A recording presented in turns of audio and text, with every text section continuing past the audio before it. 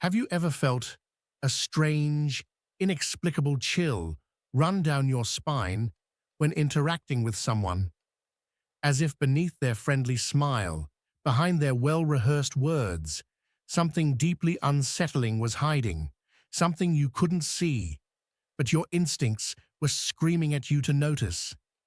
Carl Jung, one of the most insightful and visionary psychologists in human history, uncovered a deeply troubling psychological pattern during his decades of clinical work. He observed that there exists a silent warning, an invisible red flag that our conscious minds often overlook, but that our most primal instincts detect instantly. This warning doesn't come in the form of loud threats or openly hostile behavior. It doesn't arrive with yelling or confrontation. On the contrary, it's far more subtle, and precisely because of that, far more dangerous. It whispers rather than shouts. It hides in the shadows of politeness, charm, and false virtue. Long before Jung, ancient traditions and spiritual teachings warned of certain kinds of people, people whose presence felt off, whose behavior caused a quiet but unmistakable alarm in the soul. What our ancestors intuited, Jung was able to define with the language of science and psychology. And perhaps the most disturbing revelation is this. This silent signal of danger can come from people who seem completely normal, even charismatic. When you notice it, when you feel it in your bones, the only sane response is to step away, immediately. This warning, this invisible danger, revolves around a psychological mechanism Jung called the projection of the shadow. He considered it one of the most dangerous forces in human relationships. Picture this. You're having a conversation with someone, nothing unusual, perhaps even pleasant, and then, out of nowhere, they accuse you of having dark intentions, selfish motives, or negative traits you don't recognize in yourself at all. You're shocked, confused, you wonder where it's coming from. But here's the truth. They are not responding to you. They are responding to a distorted version of you that lives in their own mind, a version shaped by their unresolved internal conflicts. Sound familiar? That moment, that eerie disconnect between who you are and what they think you are, is what Jung referred to as shadow projection in its rawest form. The shadow represents all the aspects of ourselves that we reject, traits, impulses, fears, and memories that we consider unacceptable. Instead of confronting them, we bury them deep in the unconscious. But repression doesn't erase them. These shadow elements don't vanish. They simply gather strength below the surface, waiting to erupt. And when someone hasn't done the inner work to face and integrate their own shadow, they inevitably begin to see it in others, not as a choice, but as an unconscious compulsion. They become blind to those aspects in themselves and project them onto the people around them. And that's what makes it so dangerous. From their perspective, you truly are the enemy. You embody the very things they refuse to accept within themselves. And because this projection feels so real to them, they react with conviction, with a kind of certainty that is impervious to logic or evidence. Ancient spiritual traditions knew this long before Jung gave it a name. In Buddhism, there's the metaphor of the darkened mirror, where one's own inner impurities are reflected outward, appearing as if they belong to others. In Christian teachings, we find the image of someone obsessing over the speck in another's eye while ignoring the log in their own. The theme is universal. The human mind has a tendency to see in others what it cannot bear to see in itself. But what's even more disturbing is this. The person projecting their shadow truly believes their distorted view of you is real. They're not consciously lying or manipulating. They're trapped in a reality shaped by unresolved inner battles, and because of this conviction, they can be incredibly persuasive. Others, family, friends, co-workers, can begin to believe their version of you. Modern neuroscience has confirmed what Jung understood intuitively. Our brains are wired to confirm our existing beliefs. We don't see reality as it is. We see it through filters created by our past experiences, traumas, and internal narratives. But when someone is projecting a massive amount of unintegrated shadow material, these filters become complete distortions. Reality bends to fit their psychological needs. Author and Jungian analyst Robert Johnson once described this phenomenon as wearing glasses that distort everything you see, except you don't know you're wearing them. That's how projection works. Invisible to the one projecting, but painfully obvious to those on the receiving end. So how can you recognize when someone is projecting their shadow onto you? The red flag appears in that unsettling moment when there's a clear disconnect between what someone claims you are and your own internal reality. They accuse you of hidden motives you don't have, of feelings you've never felt, and they do it with total certainty, utterly immune to contradiction, unwilling to hear your truth. What's happening in that moment is profound. You've become the battleground for someone else's internal war. They are fighting a desperate battle against parts of themselves they cannot accept. And unknowingly, they've cast you as the enemy in their personal drama. But shadow projection is only part of the picture. Jung also identified another phenomenon, perhaps even more dangerous, called psychic inflation. You've probably heard the old saying, "The road to hell is paved with good intentions." Jung might have added, "and guided by those who believe themselves unquestionably good." Psychic inflation occurs when a person identifies so strongly with their sense of righteousness, moral superiority, or spiritual purity that they lose all humility. This is not just arrogance, it is something far more insidious. A person suffering from psychic inflation no longer sees themselves as an ordinary, fallible human being. Instead, they believe they are a chosen one, a savior, an enlightened guide, a mouthpiece for universal truth. Their ego has merged with powerful unconscious forces, what Jung called archetypes, and they begin to see themselves not as individuals, but as cosmic agents. They don't have opinions. They deliver truths. They don't make mistakes. They are beyond reproach. This phenomenon has been warned about for centuries. The German mystic Meister Eckhart spoke of it as the most subtle trap on the spiritual path, the point where the seeker mistakes themselves for the divine. In Zen Buddhism, it's referred to as the Zen sickness, a delusion born from spiritual pride.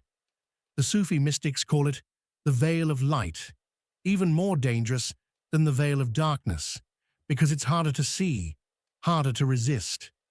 The unmistakable sign of psychic inflation is this: the person never questions their own motivations. While every true spiritual master, from the Buddha to Jesus to Socrates, expressed humility and reverence for the mystery of existence, those inflated by ego exhibit the opposite. They are utterly certain. Their beliefs are absolute. Their way is the only way. And here's the twist. This state of being can generate incredible charisma. When someone speaks with unwavering certainty, with an air of divine authority, people listen. People follow. This is why inflated individuals often become leaders, influencers, even gurus. But beneath that shining confidence lies a dangerous illusion, the illusion of infallibility.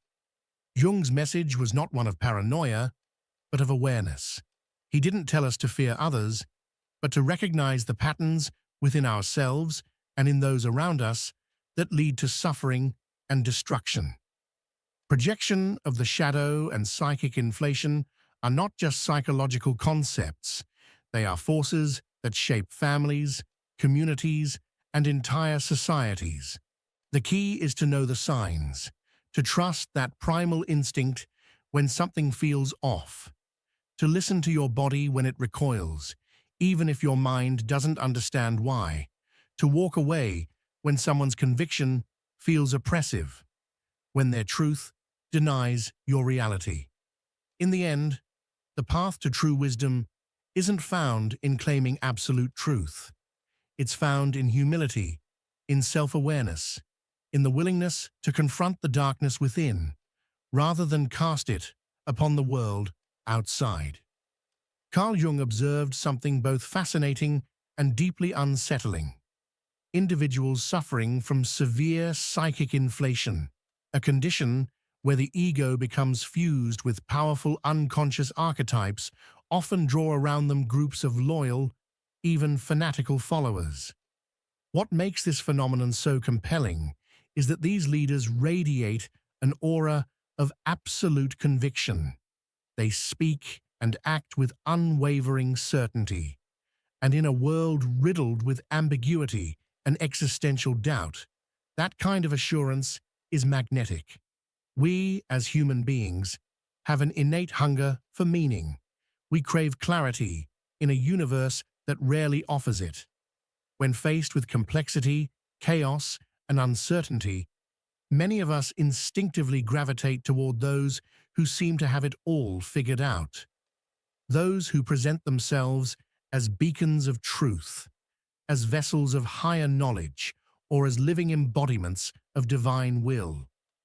The sheer force of their confidence can feel like a safe harbor in a storm.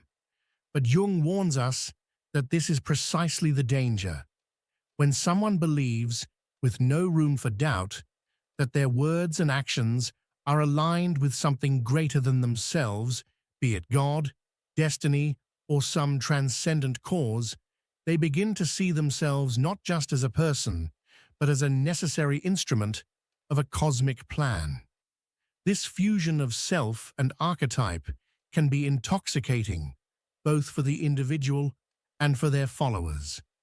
The Chilean psychologist and spiritual teacher Claudio Naranjo, who spent years studying both psychology and the wisdom traditions of various cultures, made a striking observation about the nature of the ego. He proposed that there is a form of ego far more subtle and insidious than the typical egocentrism we are familiar with. The ordinary ego says, "I am important." It demands recognition, praise, and control. But the spiritual ego, Naranjo pointed out, is much harder to detect because it cloaks itself in the language of humility and service. It proclaims, "I am a channel for the highest good," or "I speak for divine truth." At first glance, this might sound noble, even admirable, but the danger lies in how such a belief places the person above reproach. If they truly believe they are a mouthpiece for some ultimate good, then any criticism of them becomes, by extension, a criticism of that good. They no longer see themselves as fallible human beings, but as sacred emissaries.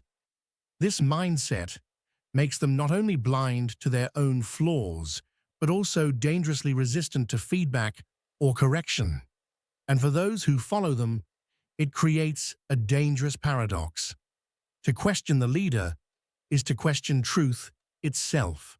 So how can we recognize when someone is suffering from psychic inflation? There's a revealing clue in how they handle opposition. If a person reacts with defensiveness, outrage, or self-righteousness when they are questioned, especially on matters of belief, purpose, or identity, it may be a sign that they've begun to merge their sense of self with a larger archetypal identity. Rather than taking criticism as an opportunity for reflection or growth, they interpret it as a personal attack on something sacred. To such a person, Disagreement is not just disagreement. It is heresy. It is betrayal. It is a disruption of the cosmic order they believe they are upholding. They may label those who question them as enemies of truth, agents of darkness, or lost souls who cannot recognize the light they carry. This perspective doesn't leave room for dialogue, and it certainly doesn't leave room for self-doubt. Psychic inflation in this context becomes a kind of spiritual armor, a way of insulating the ego from vulnerability. It feels empowering because it places the individual in a narrative of heroic or divine purpose, but it also isolates, distorts, and ultimately corrupts. It replaces genuine spiritual development with performance. It substitutes the slow, painful work of inner growth with the seductive glow of external validation and self-deification. Jung and Naranjo both urge us to be vigilant, not only of others, but of ourselves. We must ask, do we seek truth or do we seek comfort? Are we following someone because they challenge us to grow or because they confirm what we want to believe? And most importantly, are we willing to question even those who claim to speak for the highest good? In the end, true spiritual maturity is marked not by certainty, but by humility, not by the absence of doubt, but by the courage to live with it. Those who walk the path of wisdom do not claim to have all the answers.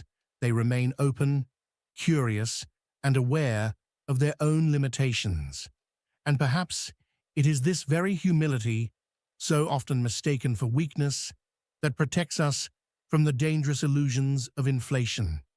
Jung warned us of a psychological state that poses not only a threat to others, but more dangerously to the person who experiences it.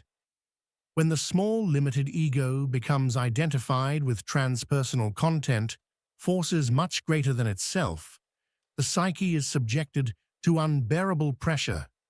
This inflation, this swelling of self-importance or self-delusion, demands eventual compensation. The psyche cannot tolerate such imbalance forever. The more inflated the ego becomes, the more dramatic and painful the collapse will be when repressed or denied aspects of the self force their way to the surface. It is like living inside a bubble made of illusions, an identity so fragile, so false, that its bursting becomes not just inevitable, but catastrophic. At the heart of this condition lies the total identification with the persona, the social mask, the carefully constructed image presented to the world. Imagine someone who becomes not just adept at playing a role, but completely absorbed by it, someone who has become the mask. What could be more unsettling than encountering a person who, at every moment, in every interaction, mirrors back exactly what you expect? No surprises, no contradictions, no human flaws, just a flawless surface. Jung observed something profoundly disturbing in certain individuals, people whose social adaptation was so impeccably refined that it eradicated all rough edges, all inconsistencies, all spontaneity. They had become so perfectly social that they were no longer truly human. This mask, this persona, a term Jung borrowed from the ancient Greek theatre, becomes not just a tool for interaction, but a warning sign. It is a red flag that our instincts often notice long before our conscious mind can articulate the reason behind our discomfort. Why is this total identification with the persona so dangerous?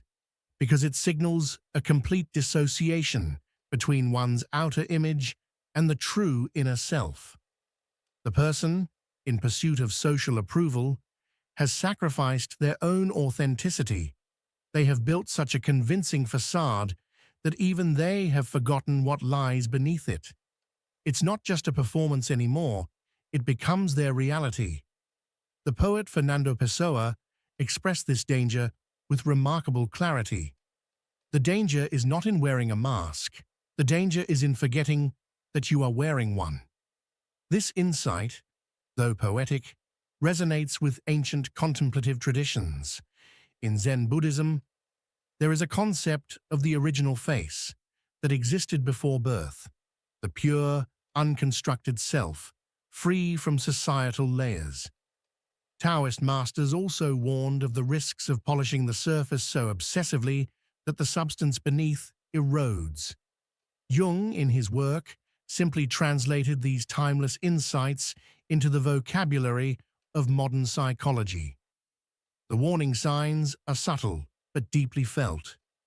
Have you ever interacted with someone whose behavior is technically perfect, always polite, always saying the right thing, always smiling in the right way, and yet something about them feels off?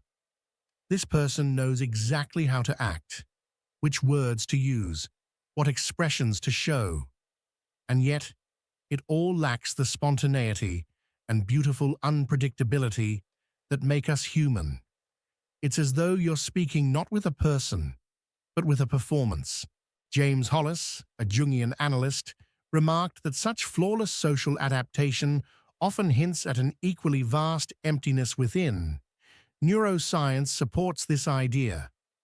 Our brains contain what are called mirror neurons, a system that picks up on subtle inconsistencies between what a person says, how they look, and what their body communicates. These neurons give rise to that inexplicable feeling that something isn't quite right. It's not always logical. You might not be able to explain it, but you feel it. When someone's social mask becomes entirely disconnected from their internal truth, our nervous system perceives this incongruence, and it triggers discomfort, suspicion, sometimes even fear. The true danger, however, lies not in how this affects us, but in what it reveals about the person behind the mask. You see, when someone invests all of their psychic energy into maintaining a perfect image, into being seen a certain way, there's a cost. The parts of themselves that don't fit this image, shame, anger, insecurity, desire, doubt, don't vanish. They are not destroyed. Instead, they retreat into the unconscious, and there, they grow, they gain strength, they become what Jung called the shadow, a collection of everything a person rejects, disowns, or tries to hide. And the more rigid and artificial the persona becomes, the more explosive the shadow will be when it finally emerges, because it will emerge. It's not a question of if, but when. And when it does, it doesn't come politely knocking. It breaks through, often through crisis, through breakdown, through acts that seem irrational or destructive. The person who once seemed perfectly composed might suddenly act in ways that are shocking, unpredictable, even dangerous. And the irony is that this eruption is not a departure from who they are. It's a return. It's what was always there, waiting in the dark. This is why Jung emphasized the importance of inner integration, of not clinging too tightly to the persona, of not confusing our public identity with our true self. Because authenticity doesn't mean being flawless, it means being whole. To be human is to be complex, contradictory, imperfect, and evolving. The more we deny this, the more we risk becoming hollow, inhabiting a beautiful mask that hides an inner vacuum. And so, the lesson here is not to discard the persona entirely. After all, we need it. It helps us function in society, but we must remain conscious that it is just one part of us, not the whole. We must remember that behind every smile, every performance, every carefully curated image, there must be a living soul, a self that breathes, a heart that feels, a mind that questions, a being that dares to be real. And only when we reclaim that truth, when we allow the mask to be a tool and not a prison, can we begin the journey toward true psychological freedom. Marie-Louise von France, a close collaborator of Carl Gustav Jung and one of the foremost interpreters of his psychological theories, once made a compelling observation. Those who appear to be perfectly adapted to society, who seem to effortlessly conform to social norms and expectations, often harbor within themselves a shadow that is tightly repressed, compressed like a spring under immense tension. At first glance, these individuals may seem ideal, calm, polite, composed, successful, admirable even. Yet according to von Franz, this apparent perfection masks a dangerous instability. Sooner or later, the repressed aspects of the personality, the shadow, burst forth in unpredictable and often destructive ways. These eruptions are not minor emotional outbursts, but deep psychological disturbances that seem to emerge out of nowhere, taking everyone, including the person themselves, by surprise. This psychological dynamic helps us understand why those who appear to be the most flawless, the most morally upright, or the most socially integrated can sometimes engage in acts of shocking violence, betrayal, or breakdown. Their flawless surface is maintained at the cost of disowning the darker, more instinctual parts of their psyche. But the psyche, Jung insisted, is not something one can trick or silence forever. What is denied internally will find its way to the surface, often through compulsive behavior, dreams, projections, or sudden transformations in character. Jung emphasized that the complete identification with the social mask, the persona, is a profound betrayal of the deeper self, the true center of psychological wholeness. To Jung, the self is not the ego or the roles we play, but the totality of the conscious and unconscious psyche, the full expression of who we are meant to become. When someone becomes overly attached to their persona, prioritizing how they are perceived by society over the inner truth of their being, they essentially abandon their authentic individuality. This abandonment, Jung believed, always comes with a psychological cost. The person may achieve social success, but they pay for it with inner emptiness, disorientation, or worse, fragmentation. In extreme cases, this inner rupture leads to what Jung called archetypal possession, a disturbing psychological phenomenon in which a person becomes overtaken by a force from the collective unconscious. Imagine you're talking to someone, and mid-conversation, you begin to sense something has shifted, something subtle, yet deeply unsettling. They look the same. Their voice may still sound familiar, but there's a strange intensity in their eyes, an unusual stillness or certainty in their demeanor, as though another presence, something ancient, powerful, and impersonal, has started to speak through them.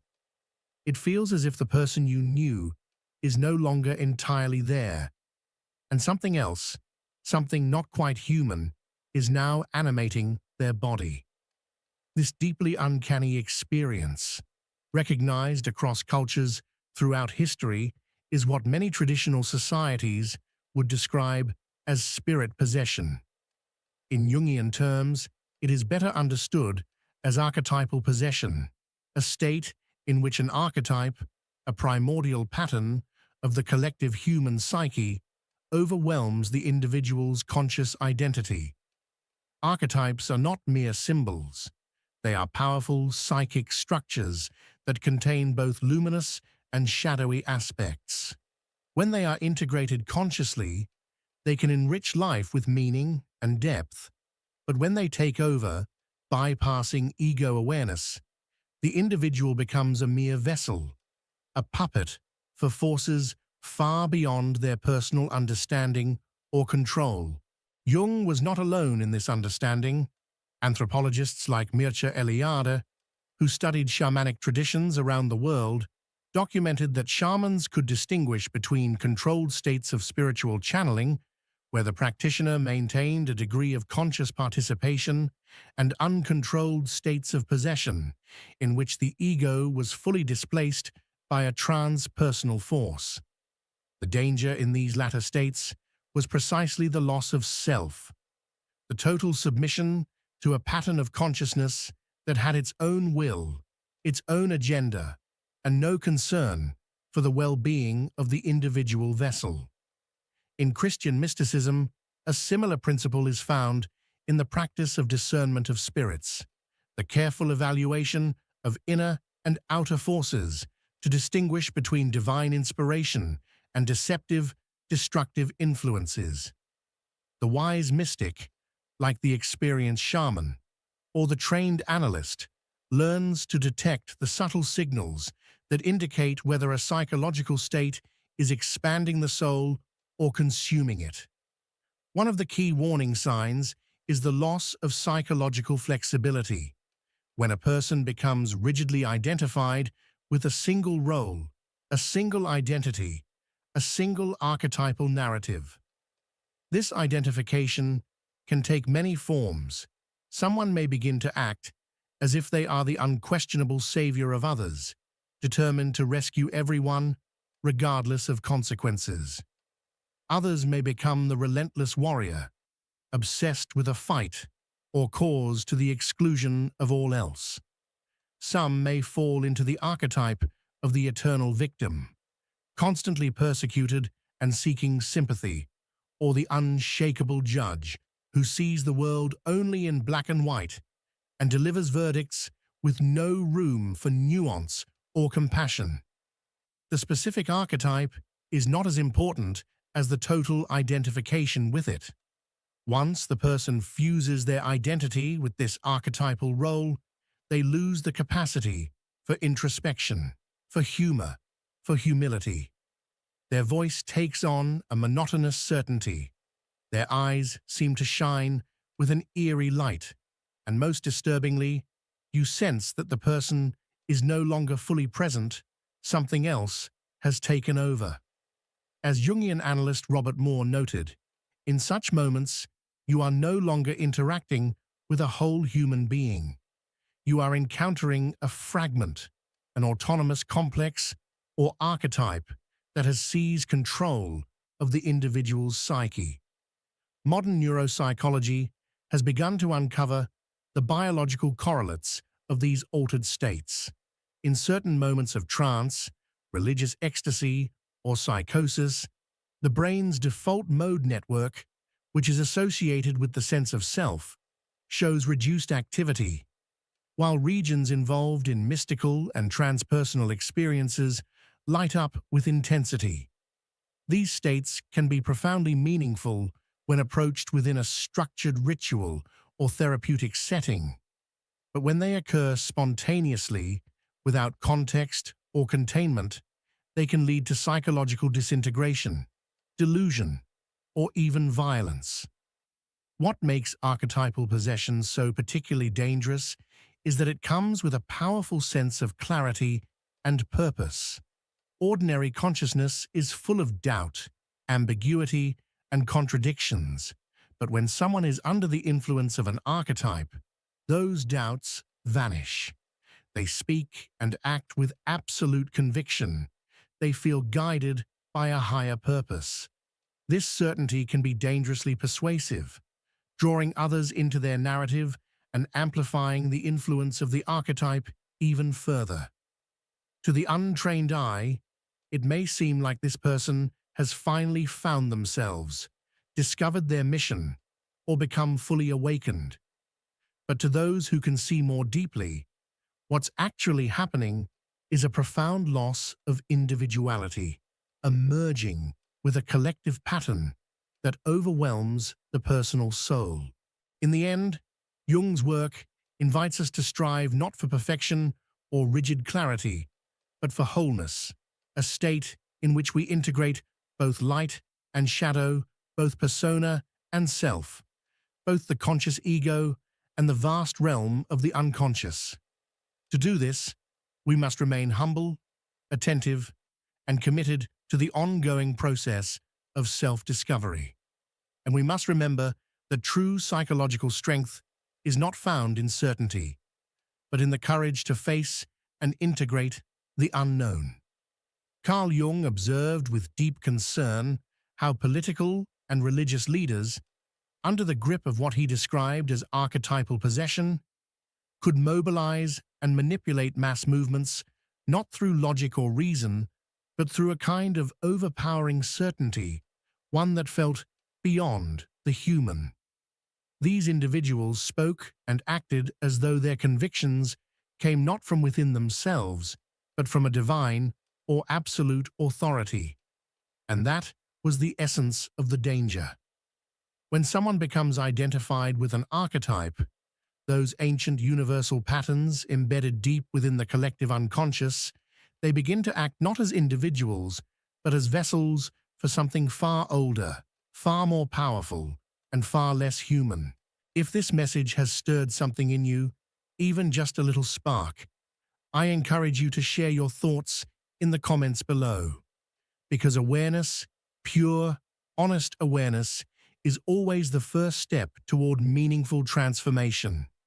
And don't keep this reflection to yourself. There may be someone in your life right now who needs to hear this, someone who's struggling under the weight of unconscious patterns in their relationships. Send this message their way. Sometimes the right words at the right time can open a door that's been locked for years. Make sure to subscribe and turn on the notification bell so you don't miss future explorations into the vast and beautiful landscape of the human psyche, from the depths of Jungian psychology to the timeless truths of the world's great wisdom traditions.